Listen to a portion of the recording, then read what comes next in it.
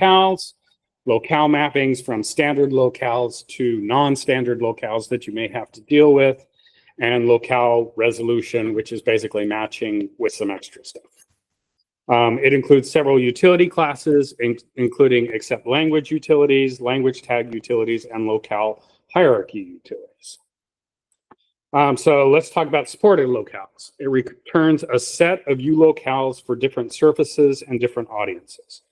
So you have this concept of a locale scope, which is attached to a surface, like particular parts of our product. And we had to do this because we have different parts of our product that are localized into different sets of languages.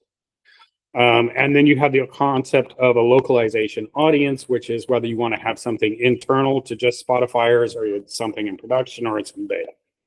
So it can do that. Second, there are a lot of custom identifiers that are in TMSs, and Android identifiers are kind of different.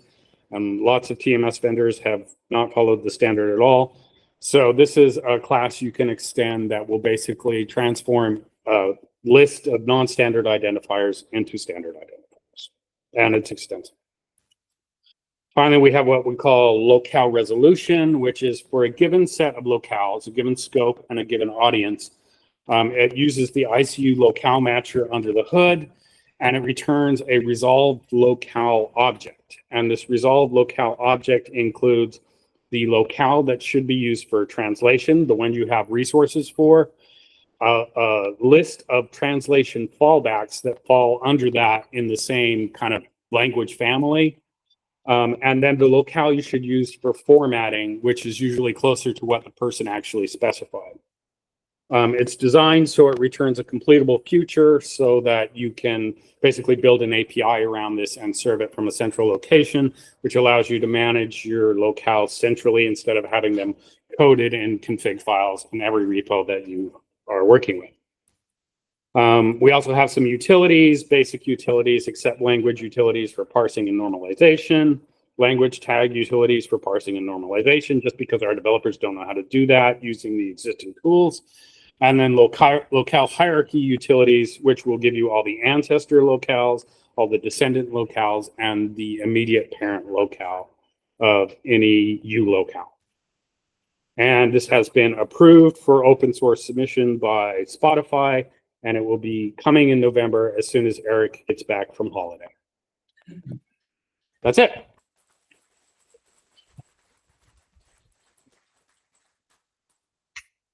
Okay, I would say we should be good to take questions now, but I think we can take questions all at the end, or you can find the speakers after the talk. So who's ready with their slides? Who wants to go second? Who's connected and ready? There we go.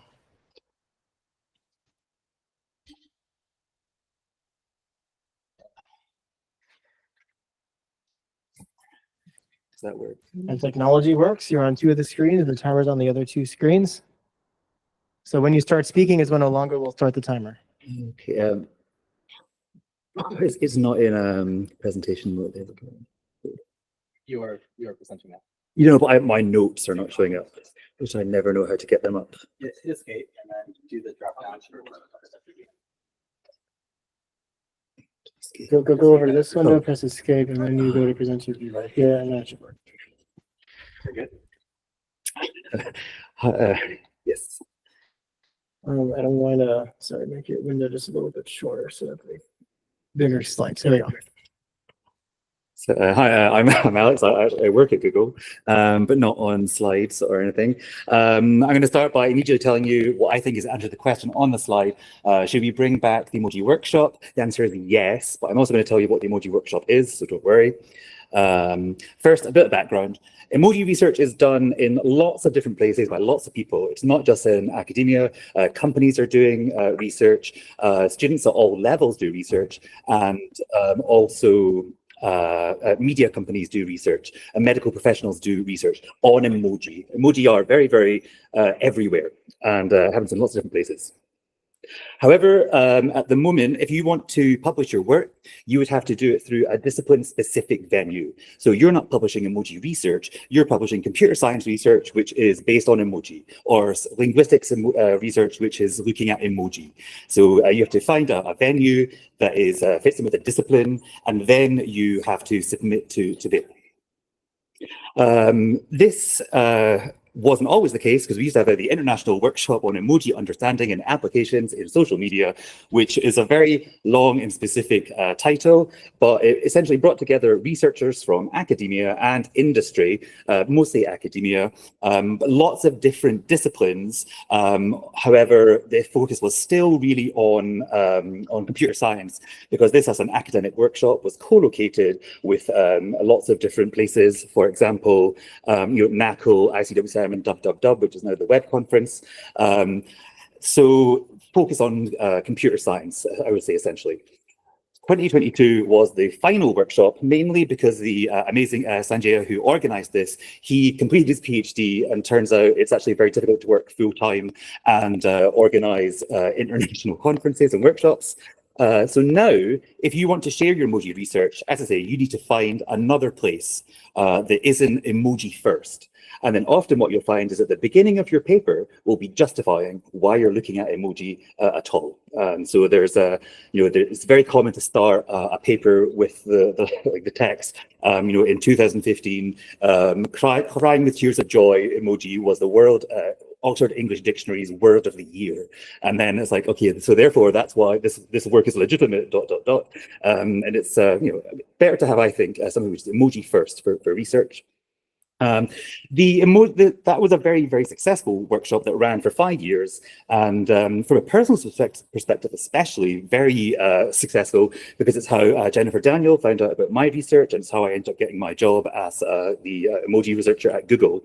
But it brought together a lot of people from disciplines who were really into emoji and sort of delivering their research. So when I say that we should do something, who am I talking to? Who am I talking about? Obviously Unicode and the ESR, which I'm on, along with lots of other people who are here, and also companies too. Many companies are already involved in Unicode and the ESR, so it's not trying to hurt cats at this point. These are all very interrelated as it happens. And then lots of benefits for bringing back this workshop under our control.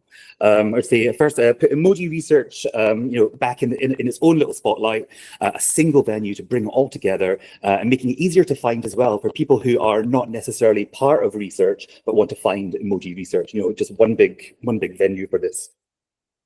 We can also make a workshop more accessible, so it's not just academics who tend to be at least at the PhD level and above, but anyone with emoji-focused work. So undergraduates and pre-PhD research. You see this a lot in other disciplines. So as a linguistics undergraduate, I went to specific undergraduate conferences where I got to present my juvenilia, and it was a great experience, but it's not something that you see more widely, I would say. And there's also a potential for having work from community research, media research, not just academic research. And we can go beyond this and look at also design and art and creative works which involve emoji. Anything which is emoji focused can now come to this location and be presented to people who are interested in emoji, and we don't have to justify why we're doing this.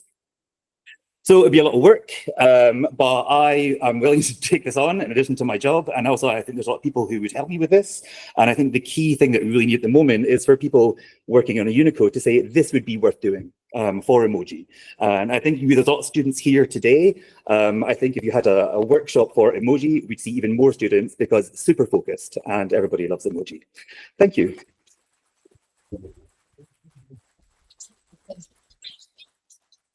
Thank you. Who's up next?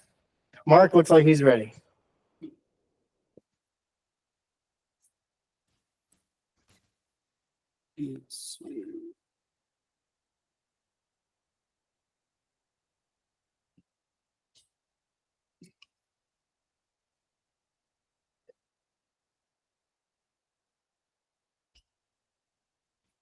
Oops.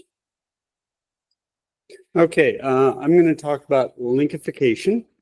And linkification is when you have some plain text you get sent and the software says, okay, there's a link in here, I'm going to give you a link for it. I'm going to give there's a URL in here, I'm going to give you a link for it. And so we can see this in the two examples. I send you line 1, and what you see in your email is line 2.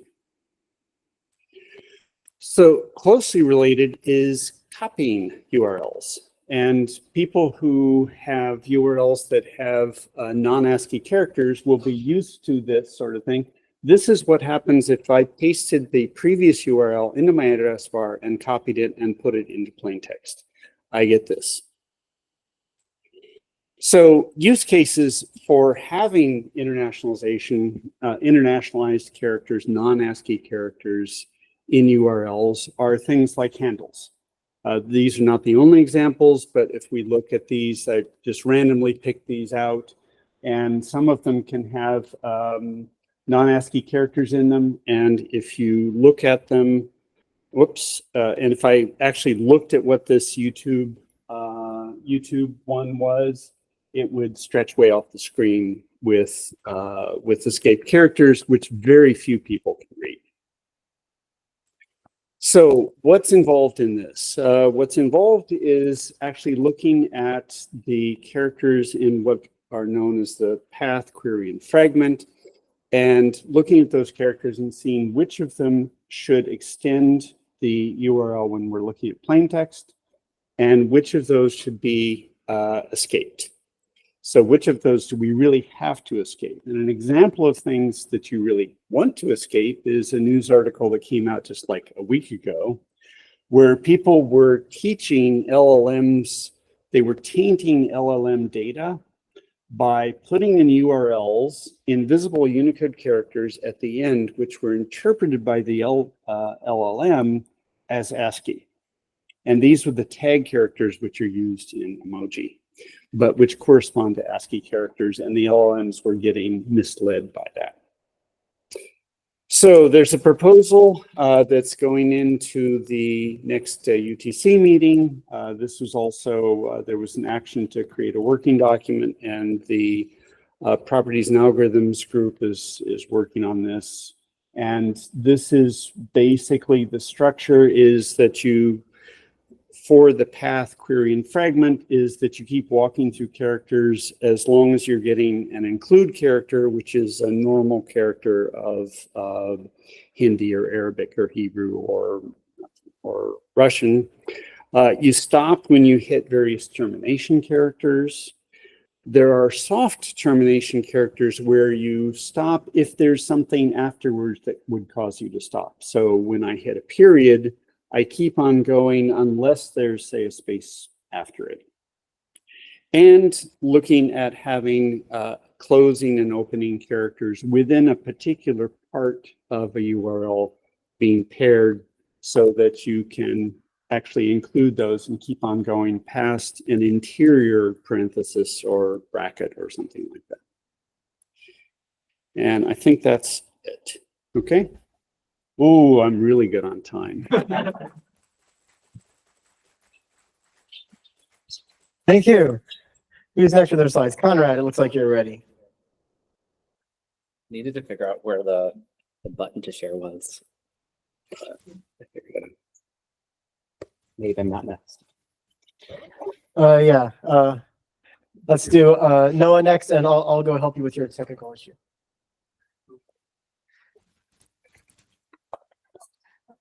Should I be plugging this in? No, I should It just. works better if you're on the code. I will. Okay, I'm on the code right now. You're already on the code. Cool. Mhm.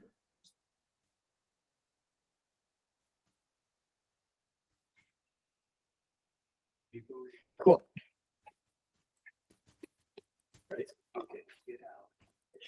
Okay. Emerging trends in local data input. I'm Nova Patch with Shutterstock, and I've been with them for 12 years now. A lot of different opportunities to solve problems for our users. And one thing I've learned over time is that our users send us so many things we don't expect. And I'm sure that's the case for all of you. If you've got a form field, somebody's going to input things that you don't expect. And we can learn a lot from our users by analyzing the expected and unexpected data they're sending us, including emerging trends, things that we've seen this year that we've never seen last year or prior years, things we've seen this week that we've never seen prior weeks. And that can help us to make sure we're not, we're both supporting, say, new queries, and we're not blocking real world data. And while I can't get into any of our, say, name and address data that users input, because I'm not permitted to share that here, I can share some interesting query data with you. So back in 2017, I took on the task of improving all of our multilingual search. Traditionally, we'd optimize things like, oh, the top 1,000 queries, or the top 1,000 queries on our top languages. But no, I wanted to support all of what's now 29 languages, including tail-end queries, and found there were so many keyword translation gaps, especially for common local foods like durian in Korean, olive oil in Turkish, where we had olive, we had oil, but we didn't have this one word for olive oil, or jackfruit in Thai.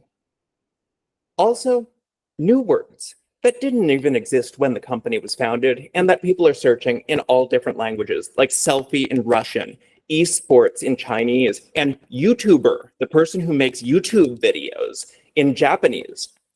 Of course, in 2020, we saw a major themed spike in new terminology all around COVID-19, PPE, lockdowns, and so on and so forth.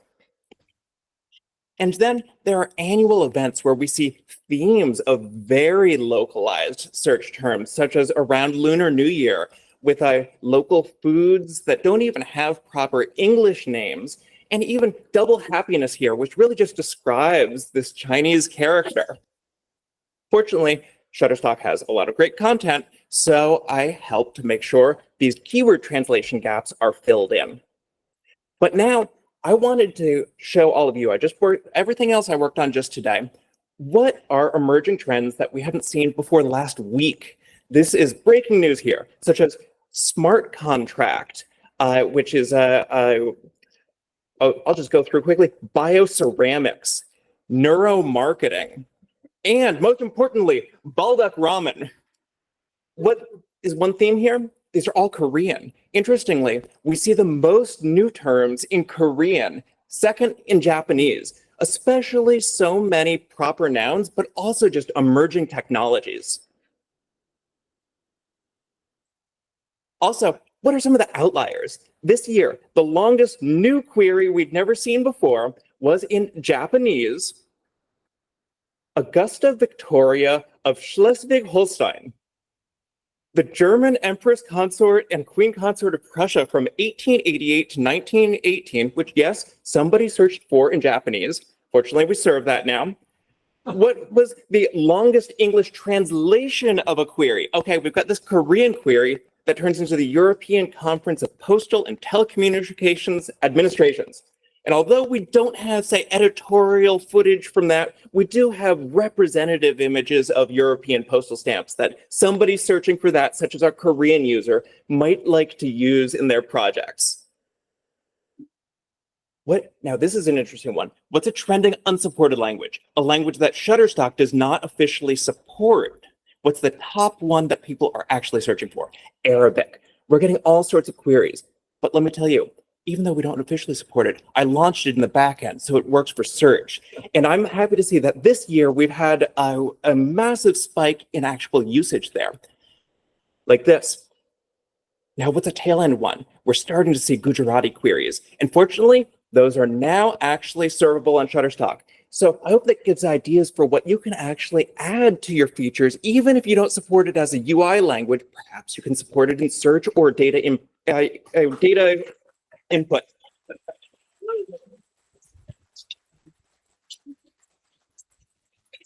Thanks, everyone. Good timing. Okay, I think, how many speakers do we have left? 3 more. Who's ready with their slides now? Button worked.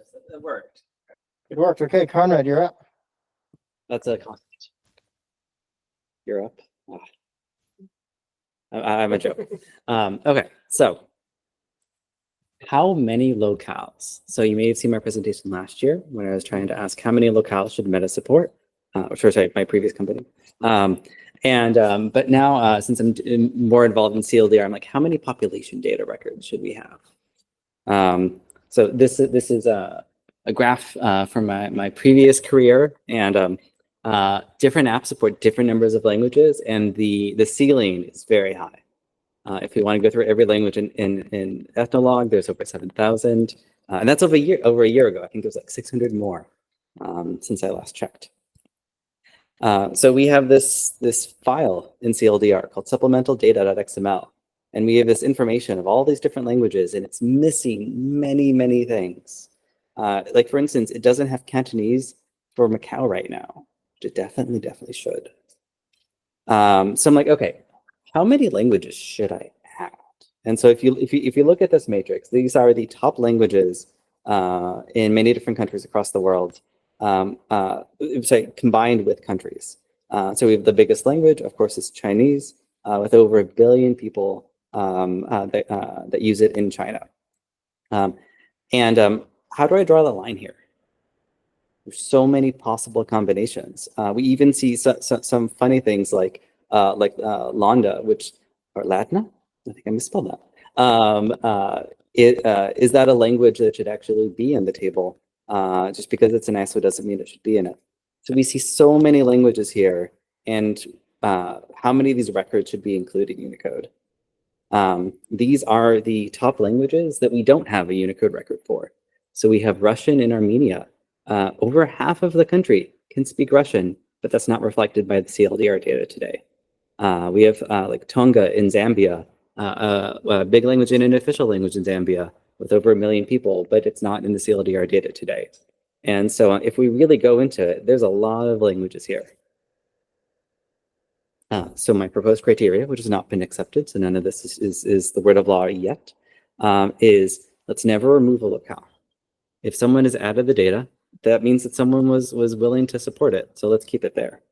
If anyone wants to contribute a data to CLDR, let's add it in there. The only reason why we wouldn't want to is if it's a minor variation of an existing language, and because there's a different proposal to do mixed locales. Is that the? So we'll support those, but differently. Then we should add every single official or region, a recognized language for every nation or region. There's at least 140 of them. I'm only like partly through this work right now, trying to collect the official and recognized languages in every country. It's a lot of data to go through. If you want to help me out, collect more of this data, please let me know. I was very excited to hear Jeanette and Tex talk about their work with Unicode, because we'll definitely, with UNESCO, sorry, because we'll definitely work together. And then we look at indigenous languages. There's over 4,000 indigenous languages that I have census records for that we don't have listed in our CLDR data. Any one of those communities are in different states. Some of the languages are dying, some of the languages are being revitalized. And I think it's a moral imperative that the Unicode and CLDR includes these languages, even if they may not be as big. And some of them are huge. There's at least 400 languages that we don't yet have in our data that are spoken by 100,000 people. Here's some of the breakdown of some of those languages. So some of the biggest languages that are officially recognized that we don't have yet is Mongolian in China. It's spoken by millions of people. We have, I love this one, Hunsrück, an obscure German dialogue, is spoken by 4 million people in Brazil, and it is officially recognized in some regions.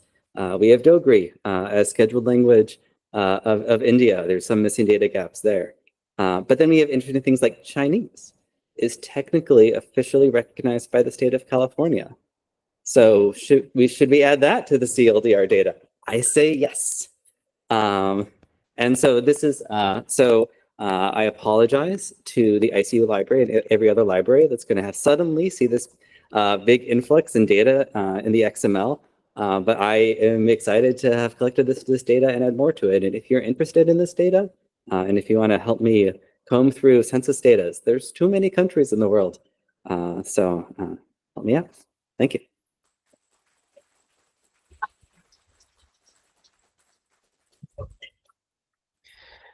Cool, we have got 2 speakers left.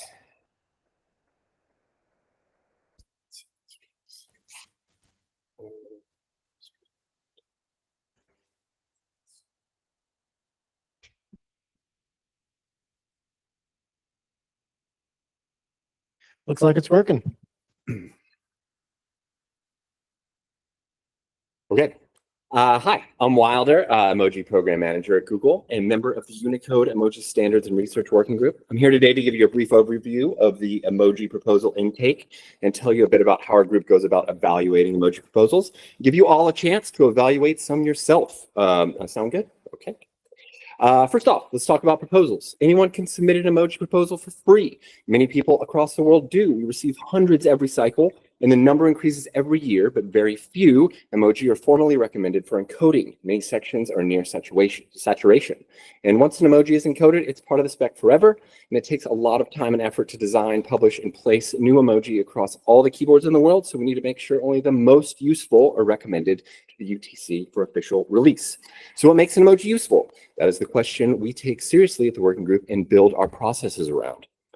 So the emoji proposed needs to express multiple concepts. So does it have notable metaphorical references or symbolism? This does not include puns. Can it be used with other emoji to convey additional concepts?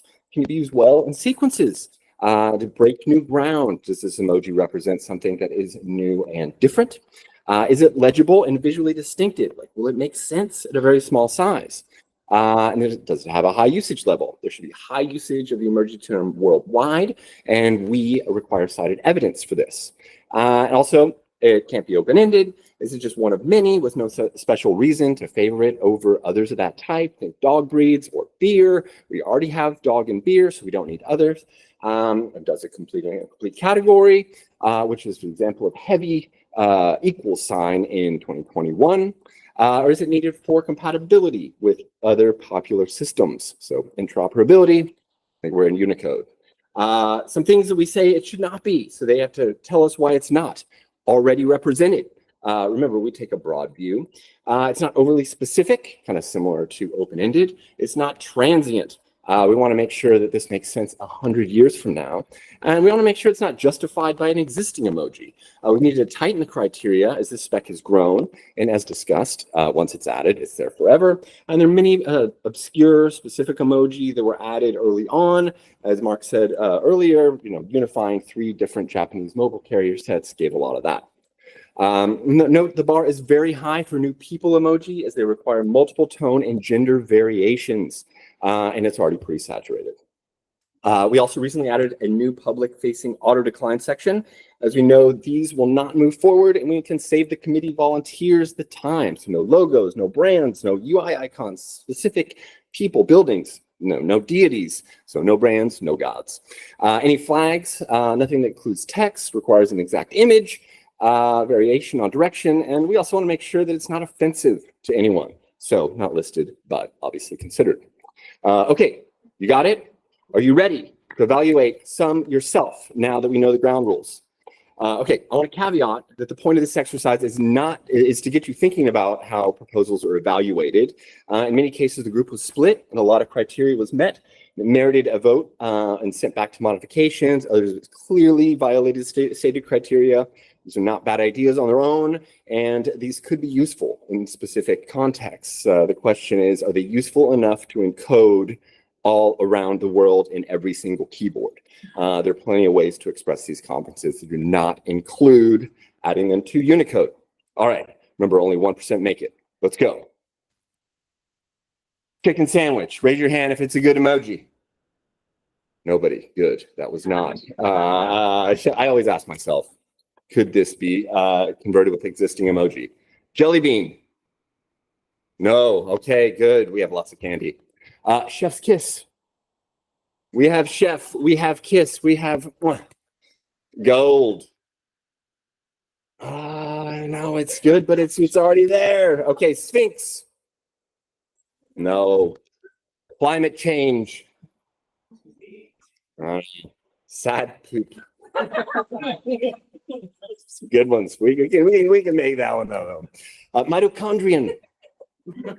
Anything? No? Okay. Dab. Would they know what that is 100 years from now? BBQ. Delicious. This was a tough one, actually. Landslide. Actually, landslide did make it to the larger list as one of the considerations for 17.0. Thank you for playing. Now that you are all emoji evaluators, if you feel you have a concept that would make a good emoji, you can submit at the beginning of April next year, the Unicode site, the QR code.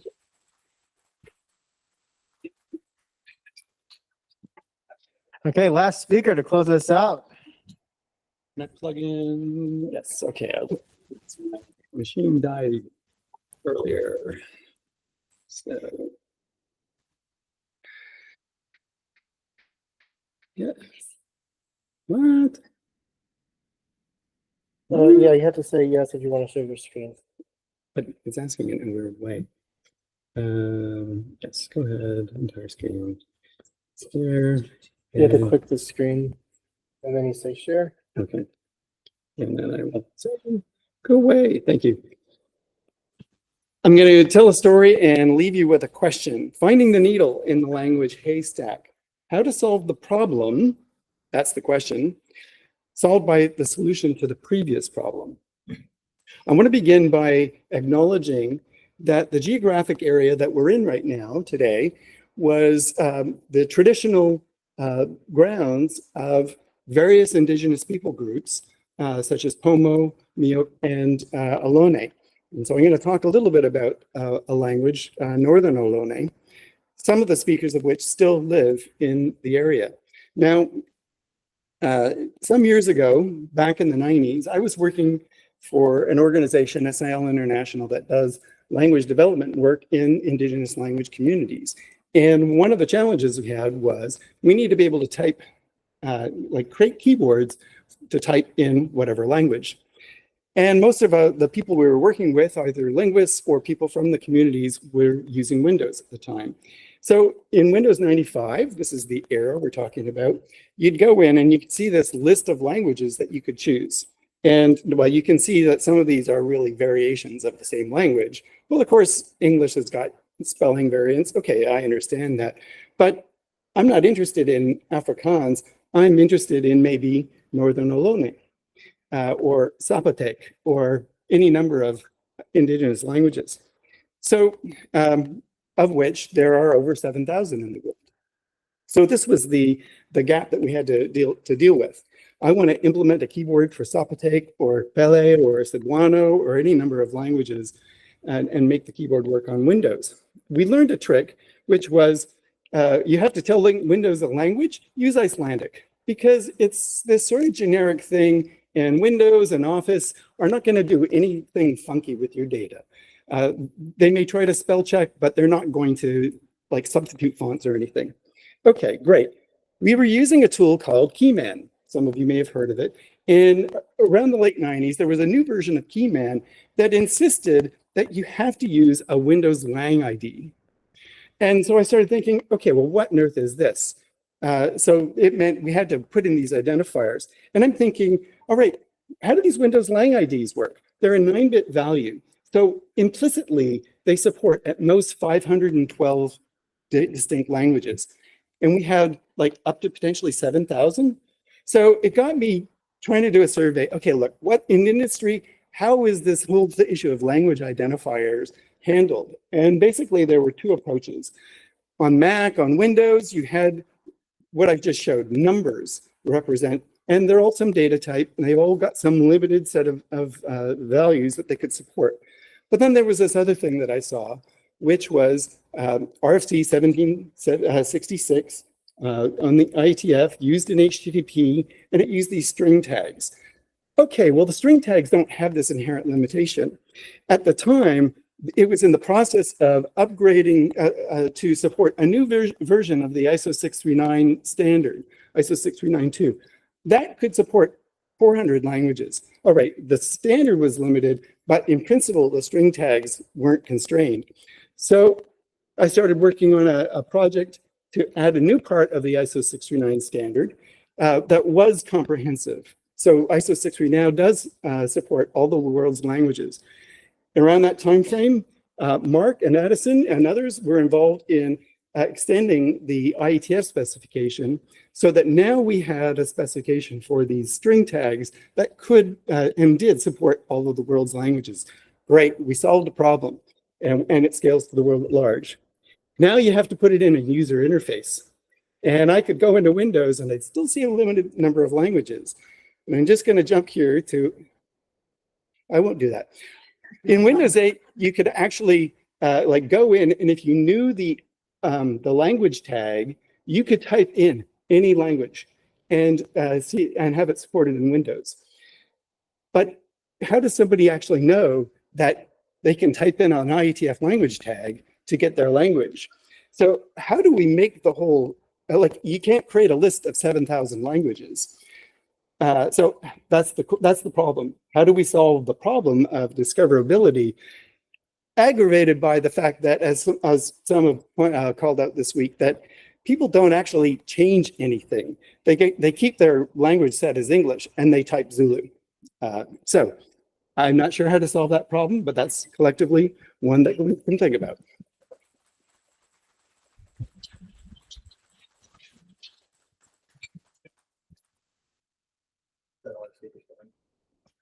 Okay, I think we're done with lightning talk, so I'll go ahead and stop the recording.